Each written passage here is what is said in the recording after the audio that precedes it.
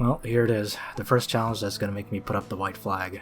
As you can immediately notice, I gave up on trying to do this map with only SR units. For this 5th challenge, Lurking in the Night, I tried for hours and hours to figure out a way to beat this map without SRs to no avail. Eventually I decided that I would allow myself one SSR unit, and in this case it's Ledin. I also end up using the Clock of Forgiveness once during this recording. Not to RNG manipulate or anything like that, but because I make a really stupid mistake that I just immediately control Z on. In this particular recording, that mistake actually ended up not mattering anyway. I would have been able to win it even if I had left it in. But in any case, I'm just tired of having to do this map over and over, and you'll forgive me if I give you a compromised recording for once. But before I get to that, I think I'll break this commentary down into 3 distinct sections, and I'll put time codes in the description if you want to get to specific things that I'm talking about. I'm also going to be putting this playthrough I am on at 2x speed, simply because that the recording was half an hour long. I'm sure you don't want to be sitting here listening to me for that long. Anyway, the first section I will talk about the basic mechanics of the fight. The second part of the commentary I'll try to explain some of the basic strategies you can use to approach this map. And in the third section I'll talk about all the experimentation I did with SR characters before I gave up on it, as well as the specifics of what I'm doing here in this video. So let's begin with the basic mechanics of the fight. This fight is broken down into 2 phases. The first phase is relatively easy to pass as soon as you figure out the mechanics. However, because of the 20 turn time limit being very limiting in this map, you need to do your best to optimize that first phase as much as you can, leading you into the painful second phase of the fight, where there's an absurd amount of RNG being thrown around, and a lot of difficult team positioning, which depending on your composition will actually prevent you from attacking with all your DPS on any given turn, which of course further exacerbates the problem of the time limit actually being very limiting on this map. The first phase of the fight involves these 2 eels you see right here. Now, contrary to the usual Leviathans you see outside this map, one of them does do magic damage while the other does physical damage. The one that deals magical damage on the left can only be hurt by physical attacks, and the one on the right that does physical damage can only be hurt by magical attacks. What this immediately means is that you need to bring DPS of both physical and magical damage in order to pass this. Both of these eels behave in a very consistent pattern. They'll spend the first 2 turns doing a single target attack, after which they will switch to an AoE attack for 1 turn, and then switch back to the single target attack, and alternate between that single target and the AoE attack over and over until you kill them. This means that this first part of the map is actually very easily manageable because their behavior is just very consistent. What complicates this first part of the fight is that each time you attack one of these Leviathans, the unit you use to attack will get a buff, which is a shield of the corresponding type of damage that Leviathan does. This shield also extends to people right next to them. In other words, when you attack the Leviathan on the left that does magic damage, that unit that attacked will get a shield that reduces magical damage by 100% and does the same for the allies right next to them. And the right eel does the same except for physical damage. So the reason you need this shield is because both their single target and their AoE attacks deal very high damage. The single target attack deals 300% additional damage, which means, generally speaking, whoever is attacking might need yet another ally next to them also getting the shield, so you can reduce the damage by 200% instead of 100%. This of course depends on how tanky your units are. For example, the Ledin I'm using here only really needs 100% damage reduction to survive a hit from them. As for the AoE, depending on how strong your units are, you might be able to get away with only having one type of shield, either physical or magical, but you'll still be able to survive. Otherwise, if you have any especially squishy units, you'll need to have both the physical and magical shields standing next to them. Thankfully, the AoE does not have increased damage, it only does 100% damage, so a single person having shield can protect against the corresponding AoE entirely. But the short of it is that usually what you would do is to just pair off your units, having one of them attack the magical eel and having the other one attack the physical eel. Then have them stand next to each other, and they'll take essentially 0 damage from all of the AoEs. Now remember that the shield only lasts 1 turn, so even though this might sound simple, it is something you have to pay attention to every single turn. As long as you keep your eyes peeled, it should be fine. Like I said, this first section of the map is basically a time waster and a prelude to the awful second section that you'll be spending most of your time trying to figure out. The final Eel King boss in the second phase of the fight at first doesn't seem so bad, but once you start realizing what it is he's doing, you realize that Zlong designed this fight in a way such that conventional approaches to this fight are rendered completely null and void. So the Eel King has a positive or negative electric charge, and it will shift to the opposite charge for every 20% of its life that you take away, with it starting off in a positive charge. This doesn't come into play until the turn after it spawns. Well, it'll start spawning 3 tiny eels around the map, which will be either positively or negatively charged. Every single time an eel of the corresponding charge dies, so for example, when a positively charged eel dies when the Eel King is in positive charge, the Eel King will gain a permanent stat boost. Each time this happens might seem negligible, but because this buff is stackable and he summons so many of these Leviathans at once,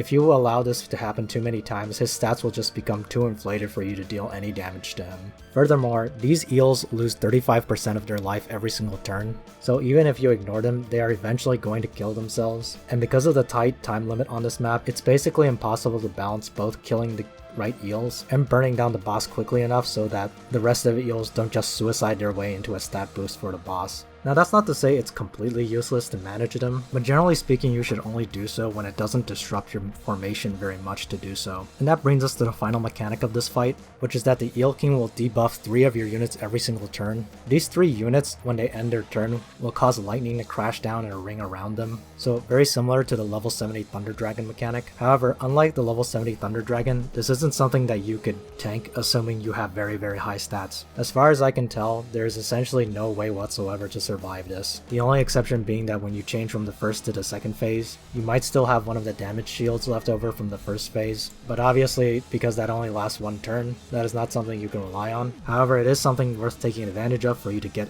into position quickly during the initial part of the second phase. Getting into position is very important, because once the eels start spawning, you're going to have almost no space to move around, and moving around can be very risky because the eels spawning at the start of the next turn can put you in a checkmate position. What all these mechanics add up to is essentially making it so that this fight is a very hard DPS check. Barring some limited shenanigans you might be able to do, which I'll explain in a second, you are going to need to break past this boss's very high defense and magic defense as well as his 1 million HP pool. As mentioned earlier, the 20 turn time limit is actually incredibly tight for this fight, and because there is no way to prevent him from getting at least a couple stacks throughout the fight, you need to consider the fact that the first 20% of his life, or 40% of his life, is not necessarily the first 20% or 40% of the fight. The fight is going to move slower and slower as you progress because of the insane amounts of defense and magic defense he's going to be able to get, as well as the further complications of positioning that you will have to face as more eels spawn. After the 50% mark, he actually starts spawning an additional eel, and if you don't have your units locked into very specific positions, you should now, because as mentioned before, moving your units out of position can result in situations where you cannot move them away from each other, even if one of them has the lightning debuff, which means that someone is almost certainly going to die. So I believe that's it for this map's mechanics. Before I move on to the second section of this commentary, I just want to point out that right now on screen you're seeing me make that mistake that I mentioned earlier. I attack a negatively charged eel even though the boss is still in negative mode. This mostly happened because this was like my 15th attempt or something on this fight, and I was just getting kinda tired and making dumb mistakes. Anyway, I control Z this mistake, but for what it's worth, all this does is let me get an extra hit in on the boss on this turn and prevent him from getting 1 additional stack. But what you're going to see later is that he's going to end up with like 15 stacks anyway, but I beat him on like turn 19 or something. So even if I had left this mistake in, chances are I would have been able to beat him anyway. Anyway, now I'll talk about some of the ways that people have approached this map. The one you probably see most commonly used is the straightforward fight him situation. Usually this involves having only 1 melee unit on your team. Ideally this is a unit with very high attack. Units like Elwyn, Yulia, Luna, Ledin, or even Altamiller were all choices that people have made as a single melee attacker to use for this map. Now the reason you go with 1 melee unit is similar to what you see here. Because the eel spawns are all 2 range units, they will all prioritize attacking a melee unit as long as he's within range. And as long as you park Tiaras next to that melee, they'll pretty much be invincible. Everyone else can be a ranged unit or a support unit standing by, surrounding the Eel King and trying to DPS him down as fast as possible. DPS that you see people use most often on this fight are units like Rachel, Bozel, and Lana, and Ren if you have her. Naturally, this is because of the incredibly high defensive stats that the boss has, so moves like Dark Reaper and Ren Annihilation can ignore some of that and let you do damage throughout the fight. Even with that, you'll often see that these fights are pretty close. Alternatively, you can also use long-range units like Sigma or Young Jessica. They allow for a lot more freedom in positioning, and of course their range staff also allows for more flexible positioning as well. Another method is to use more melee units. When you're using more melee units, ideally you'll be using units that have some way to drop the thunder debuff away from other people. So Move Again, Roundabout, Chivalry, or Strike are all ways for you to drop the thunder debuff on somewhere there are no allies around for you to kill. It should also be noted that units like Lamford and Rosalia are very good on this map. Both of them are able to boost the stats of a lot of their allies, which helps fighting against the high defensive stats that the boss has. And Rosalia is especially very powerful because she can help people heal themselves after attacking, which lightens a lot of the burden that you need to put on your healers, while everybody is forced to move around the map chaotically, assuming you have lots of melee units. The final method you might have seen people do is similar to what I've done here. you use Ledin to pull the guy out of water. By doing this, you reduce his physical defense significantly, and with Ledin having his beefy physical counters, it helps accelerate the fight significantly, even if you need to rely on magic damage for a lot of the rest of your party. So I think that's about it in terms of what general approaches you can use for this map. So now I'll talk a little bit about some of the experimentation I did on this map, trying to clear it with only SR units, and why I eventually gave up on trying. Right off the bat, the limitation of being forced to have at least a couple magic DPS in this fight actually really limited my options. The first thing you'll notice is that my wizards are only level 5. Despite that, I knew that Hein was going to be one of my only choices here. Chris of course contributes some magic damage. This is a map that completely punishes her for having no magical DPS soldiers. Normal rare Jessica wouldn't have been very useful because her base stats are just too low to reasonably clear this map in time. And she also requires 100% HP to have her intelligence boost, on top of using sorceresses, and because of the thunder debuff on this map, that's almost never going to happen. Egbert might have been an okay choice because he has access to Dark Reaper, but the issue aside from trying to find a buff for him is the fact that he's a fixed damage character.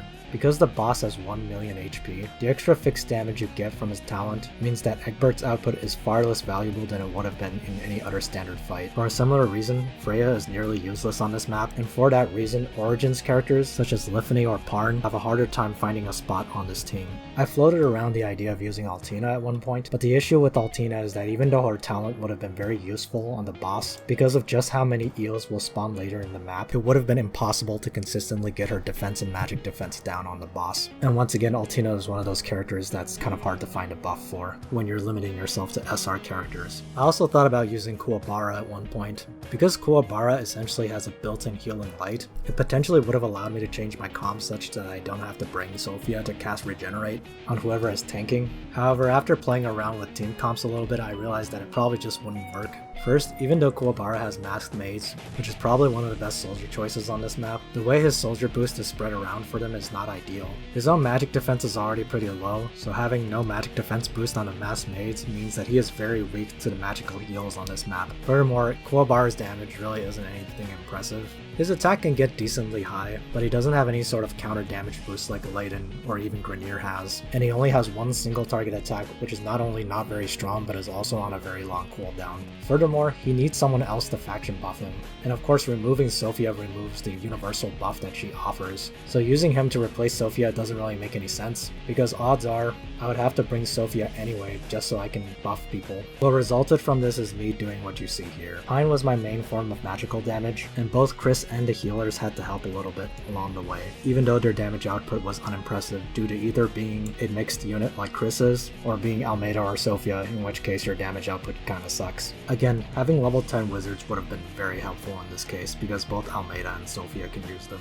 A couple other things I tried included using Lifney instead of Ledin to use her 3-cost skill to teleport the boss next to one of the summoned eels, and getting him onto land that way. The issue again is that ideally in a team with Lifney, I would probably also be using Freya and Parn, and as mentioned before, Freya is basically a wasted slot on this map, and as you can see, even with Ledin helping me DPS this guy down, I only just barely beat the map. I also tried using Phyrekia at one point. Using her 3-cost skill, I was able to convert the boss into a demon, and then used Chris's 3-cost skill to deal about 150,000 damage per hit. However, because Phyrekia's 3-cost only lasts 2 turns, this means that in combination with some of the other attacks I would throw around during that time, I would only deal about 40% of the boss's life before the Phyrekia debuff wore off. While it made for some fun moments, it just wasn't a viable strategy to beat this map with, because after I finished firing off the big nukes, I would be stuck in a situation where I have no tank to protect me from the eels that would spawn afterwards, and the DPS after that would probably be too slow to make up for the fact that I had to waste a lot of time in the first phase to even get Phyrekia to the second phase as a demon. What this all amounts to is the strategy you're seeing right here. Some notable deviations on the skill sets I brought on the units this time. On Matthew I brought Snipe so that I might be able to attack from 2 range in some cases where I need to reposition him.